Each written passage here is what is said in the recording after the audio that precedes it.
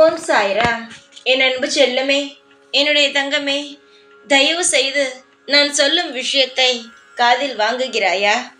நான் சொல்லும் விஷயத்தை எப்பொழுது நீ முழுமையாக காதில் வாங்குகிறாயோ அந்த நொடி உன் வாழ்க்கையில் இருக்கும் பிரச்சனைகள் தடங்கல்கள் எல்லாம் போகும்.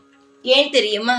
உன் வாழ்க்கையில் உனக்கு தெரியாமல் நடந்து கொண்டிருக்கும் விஷயத்தை சொல்ல வரும் என்னை நீ கண்டு கொள்ளாமல் சென்றால் அடுத்து என்ன நடக்கும்? நான் சொல்லும் விஷயம் உனக்கு தெரியாது. அப்பொழுது நீ தெரியாமல் தவறு செய்வாய். நான் சொல்லி உனக்கு முன் எச்சரிக்கை செய்தேன் என்றால், முன்னாடியே ஒரு விஷயத்தை சொன்னேன் என்ற நீயும் அந்த விஷயத்தை செய்யாம சாய் சொன்னார் என்ற ஒரு ஞாபகம் உனக்கு வரும். புரிகிறதா? எப்பொழுதும் நான் உன்னிடம் வந்தால் ஒதுங்காதே. நான் ஒன்றும் உன் எதிரி கிடையாது. உன்னை வாழ வைத்து பார்ப்பவன். சிலர்தான் என்னை புரிந்து கொள்ளவில்லை. உனக்கு விவரம் தெரிந்ததிலிருந்து என்னையே வணங்குகிறாய். என்னையே நீ போகும் இடமெல்லாம் பார்க்கிறாய். உன் வாழ்க்கையில் நீ ஒன்று கவனித்திருக்கிறாயா? நீ போகும் இடத்தில் முன்னும் பின்னும் என்னுடைய முகமானது உன் கண்களுக்கு தெரியும். நன்றாக ஞாபகம் உள்ளதா? நான் தான் உன்னை சுற்றி கொண்டே இருக்கிறேன். உன்னை ஒரு நாளும் எந்த இடத்திலும் துளைத்துவிடக் கூடாது. உன் மனம் வருத்தப்படும் போல் எதுவுமே நடக்கக்கூடாது என்று நான் உன்னை சுற்றி சுற்றி வருகிறேன்.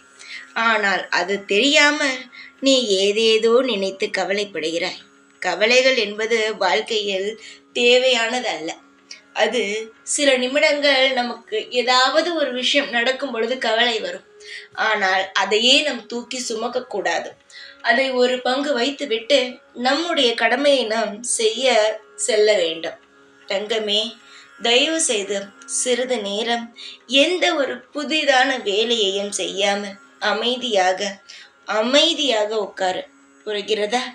இப்பொழுது நான் சொல்லும் விஷயம் என்ன சாய் இப்படி சொல்கிறார், எப்படி அமைதியாக இருக்க முடியும் என்று நினைக்கிறார்.